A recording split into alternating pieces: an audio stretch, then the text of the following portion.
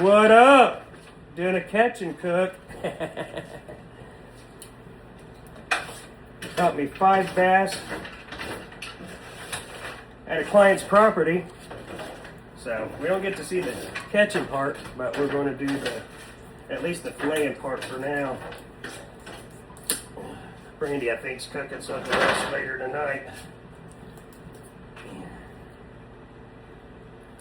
And I need to do the catch and then get that filmed, because these things I was catching them left and right, but of course I only can keep 5 of them.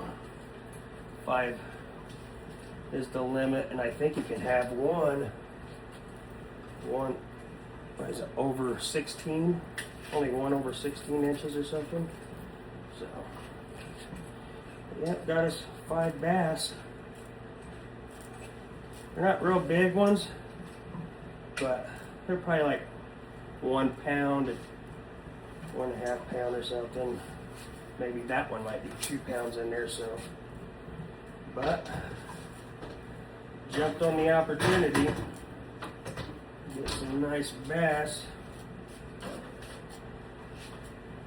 This thing's got lots of bones going way out here. Looks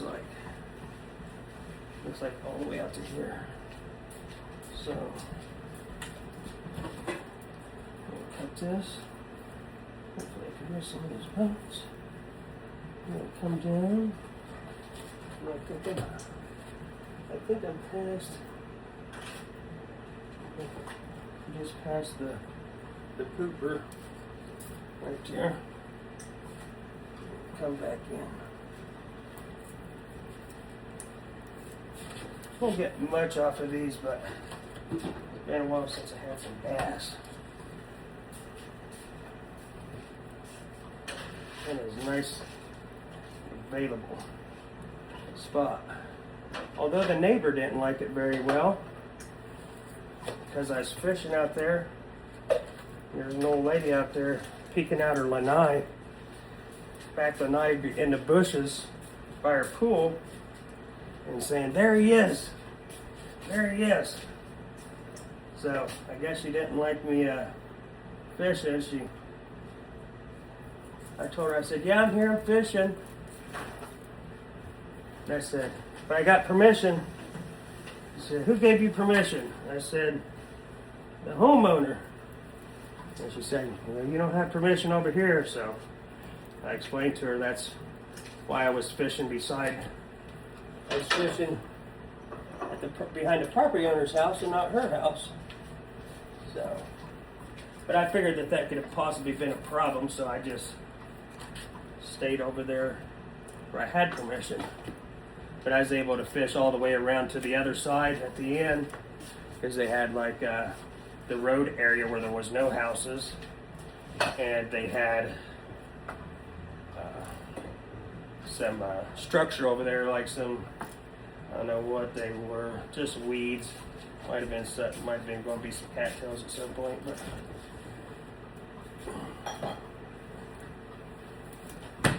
come down here, get around the stomach and the hooper. We'll just take this part right here. It's the best part. So yeah, 5 was the limit. I thought, honestly, I thought I was going to be able to catch some of the peacock bass. They got peacock bass right here, but I think these are just, I don't know if these are smallmouth or largemouth, but they look kind of small.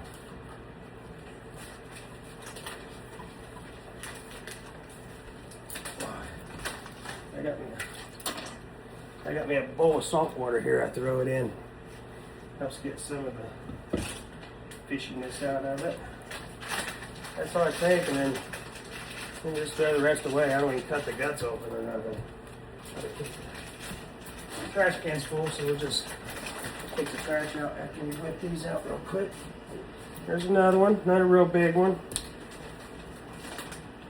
I think I'm missing some head meat. I think I'm going to cut wrong. Should be cut maybe this way. Yeah, that's better. I'm getting a little bit more of the head meat. I'm just cutting right by the head. Get it right down here on the spine. Once I get to the pooper there, I just finish starting it all the way through, and then come on back. I might have got too close to the pooper there. All the way down to the tail. Leave that on for something to hold on to. Just get around these rib cages.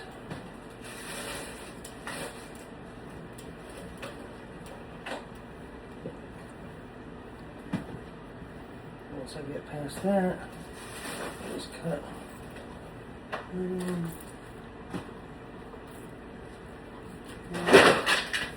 Two.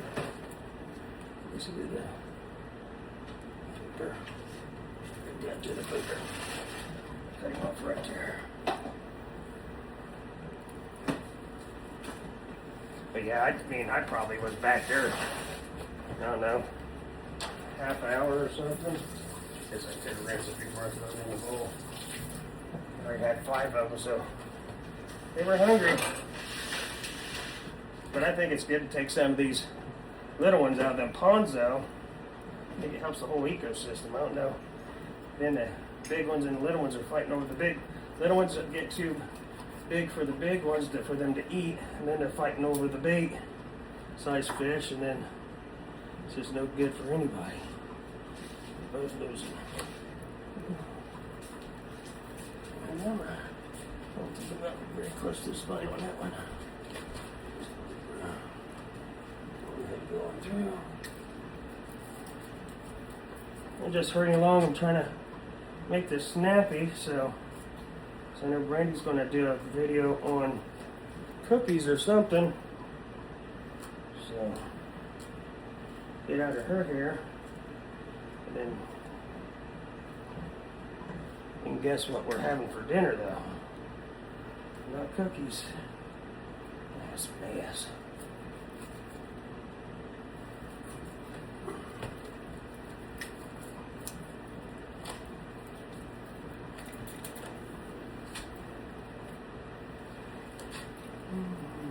Just a rush job. And this is a pretty nice dull knife, though, but we're going to press through, make it happen. Not very big fillet there, but I got 5 of them, so it'll be enough for her and I to eat.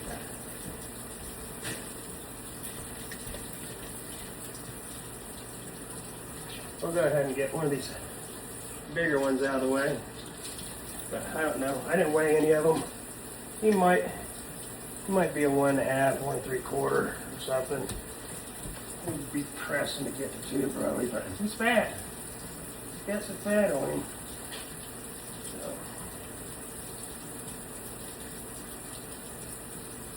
should be a pretty thick fillet here.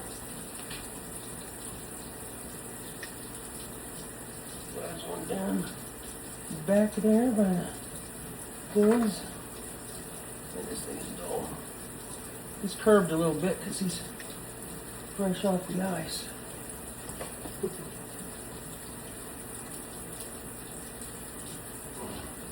Probably plenty of people wish I could say that. Got some bones in there. It's a little frozen still. Keep the tail. And come back up. We'll just chop back down. Right over the rib cage. Now this one's got some a little more meaty.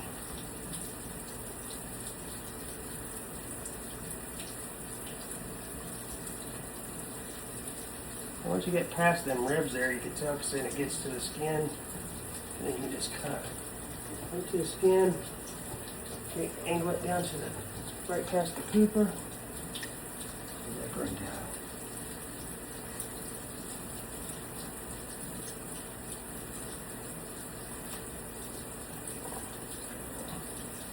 There we go. A little thicker. A little thicker. Like I said, honestly, I mean, if I cut a real big one, I probably wouldn't even want to eat him as much as I'd want to eat these smaller ones because the big ones are fun to catch. So Yeah, I'm pretty sure. And the bones are right there. I might have missed that a little bit right there. I might have missed it a little bit. But he's not going to go. Oh, I'm going to get the other side on you. Just go down. Yeah, we're going to go up this way, but I get some more of that head meat there. Looks like we got some head meat up in here. Yeah, it's a lot easier to cut them down the spine going towards you than away from you. See on this one.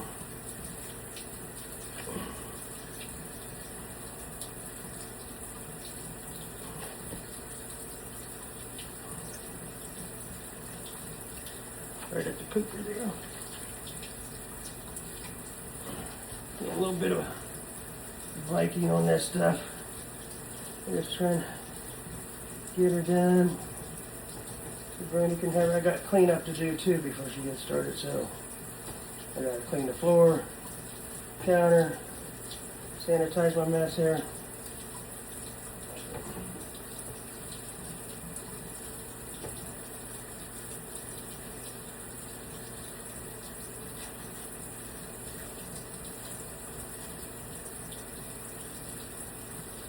I got that one real close.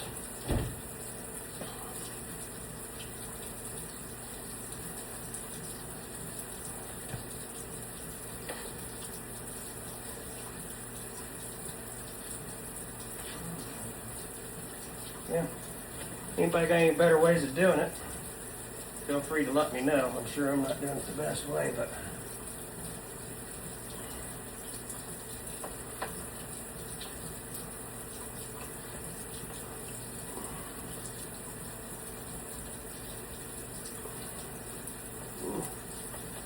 got him a little bit high on that one. Alright, we still got him though. Got a little skin on there. Little piece right there. Nice.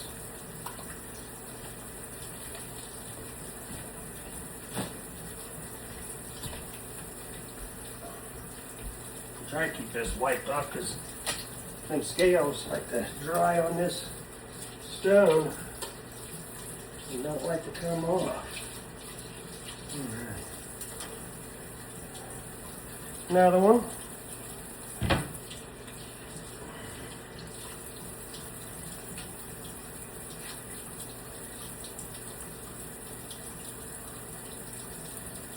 Juicy one. Juice now. Get it down far enough. Right down to that. Yeah, we need to do a part 2 on this though. I might not be on the right side on this one. We'll do a part 2 on the cook part. Strain's gonna have to do her thing. So I'm gonna let it soak for a little bit anyways in the salt water. With the bones. We got some real good seasoning too for this that Randy and I picked up at the fish market. Fisherman's Fish Market, I believe it's called. Fisherman's what? Oh, Village. And Brady picked up a lot of seasoning there here recently too again. But the last time we went, I stocked up on some good fish seasoning. And then I found, what is it? Some Seminole, I think it's an Indian's fish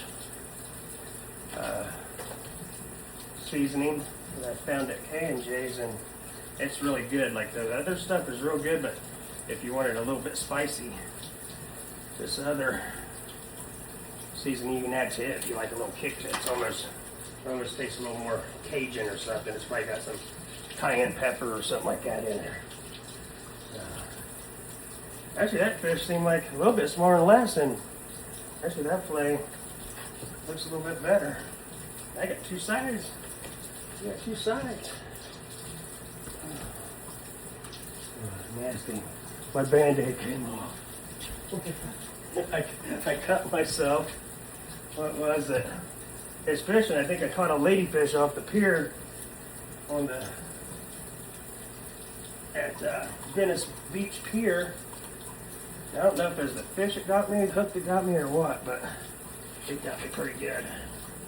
But yeah, everybody's catching Spanish mackerel, but I did learn what they was catching them on, but I didn't catch one, and I got a ladyfish, so I didn't get skunked.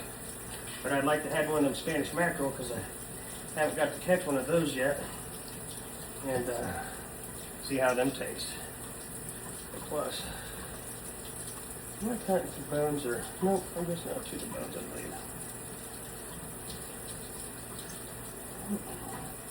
Nope, I think I am. I think I got to the bones. I'm not sure. Looks like bones there. I'll get the bones in this one. I'm not sure. No, I was just on the outside. It's showing like a white line right there. So.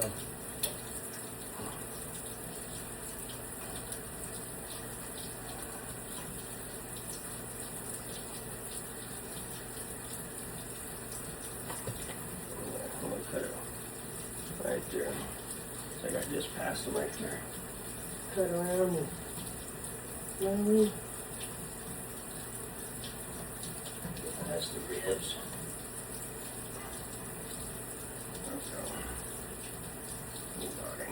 We're going. We got one more.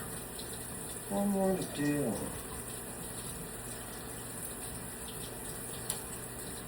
Got that one off there good.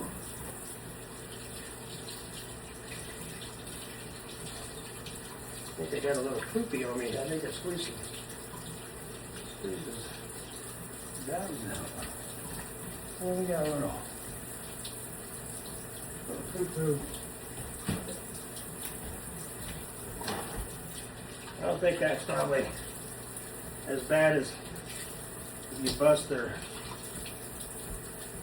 I don't know what you call it, the bow, but the urine part, that stuff will stink, and just not a good time getting that on the fish.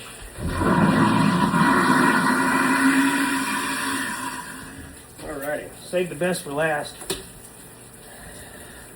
The smallest one. But probably caught him before my fifth one, and I thought, well, I might not catch five, so I didn't want to give one up. So, plus, you gotta thin them out, thin them little ones out of there.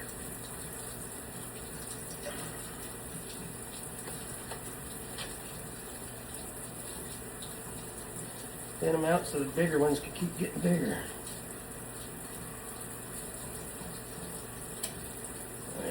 Too high, I think, but this angle's not working with me. There we go. All the way through, right past the pool. And then work right around his rib cage. And you can feel them ribs. And once you get past it, you get right there to the skin, and then that's right where I cut it. And cut down and then get past the hooper. Little fillet, but it is will help make a good fish fry for two.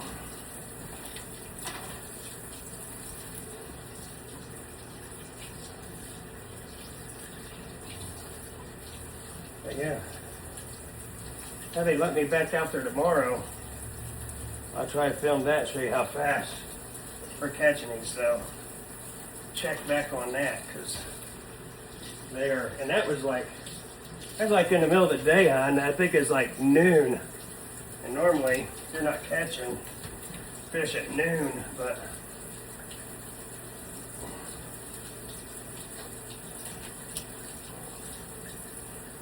we was already there, and I was waiting on some red guard for waterproofing in a shower to dry. Putting in a little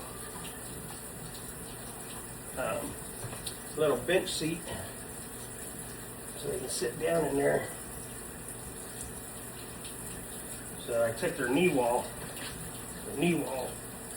And I just niched it out and carving basically a bench into it.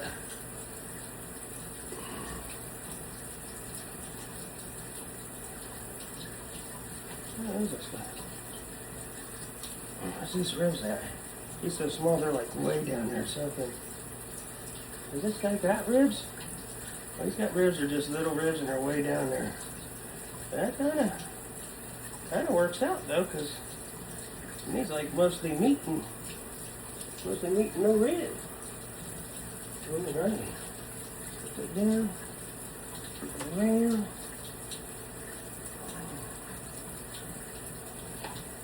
Well, they're young, but they'll probably be good and tender. And, probably really good. I think a lot of fish, if they're overgrown fish, they don't taste as good. In the same way with a cow or probably any type of woman or any type of animal.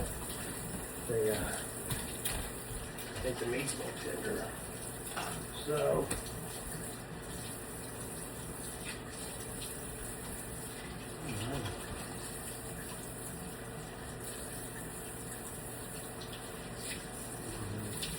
I'm going to suds this up a little bit, clean up our area with some Dawn dish soap.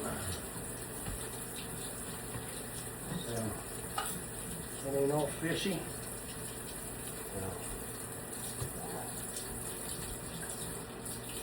That knife.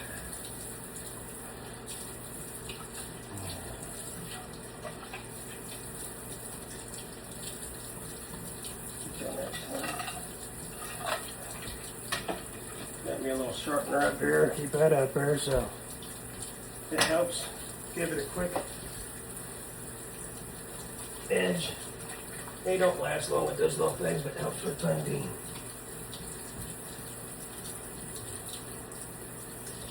And they're all out. Make sure we got all the fish guts. Hey, actually, I didn't even have any fish guts because I didn't even cut them out. But all the scales and stuff like that. Down there. Just sanitize the top here.